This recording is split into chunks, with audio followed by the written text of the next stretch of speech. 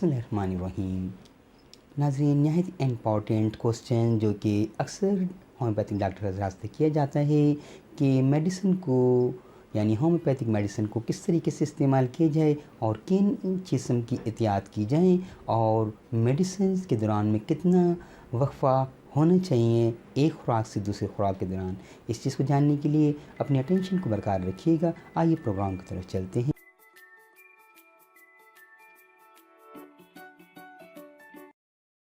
आपका मेज़बान डॉक्टर जी सिद्दीकी।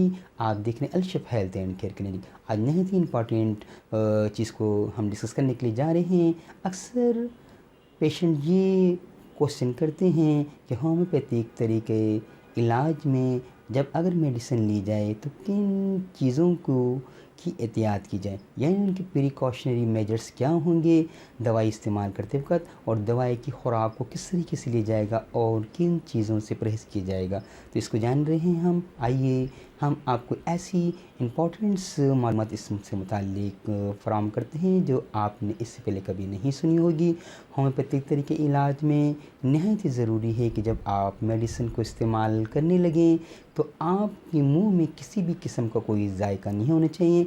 यानी अगर आपने कभी खाना खाया हुआ है या आपने टूथपेस्ट किया है या कोई चीज़ या मशरूब पिया है आपने, तो कम से कम 15 से 20 मिनट का वक्फ़ा कीजिए मेडिसिन को लेने से पहले।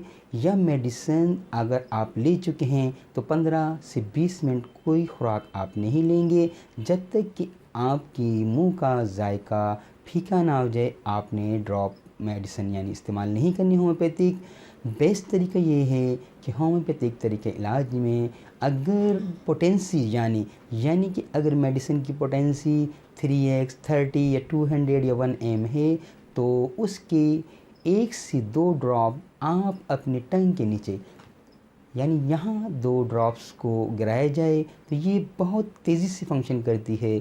लेकिन अगर अल्कोहल की वजह से अगर आपको वो तेज़ लगे, उसकी पेंजेंट की वजह से आपकी जलन अगर ज़ुबान पे टंग पे होती है तो आप इसे पानी में डाल के इस्तेमाल करेंगे और 15 से 20 मिनट का वक्फ़ा किया जाएगा और उसके बाद आप जो चाहें खाएं।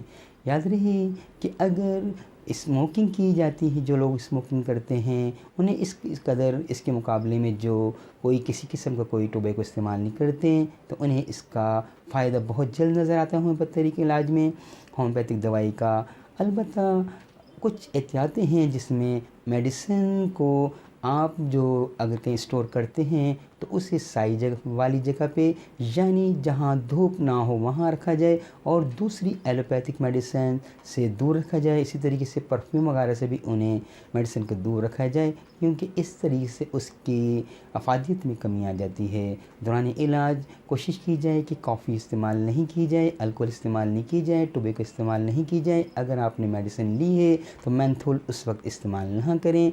लेकिन इस का ये मतलब नहीं है कि होम्योपैथिक तरीके इलाज में क्या दवाई इतनी नाजुक होगी कि वो इस दौरान में काम न करे, ऐसे नहीं है। सिर्फ एहतियात करने से आपकी मेडिसिन आपको बेहतर तौर पे आपको उसका फ़ायदा पहुंचेगा।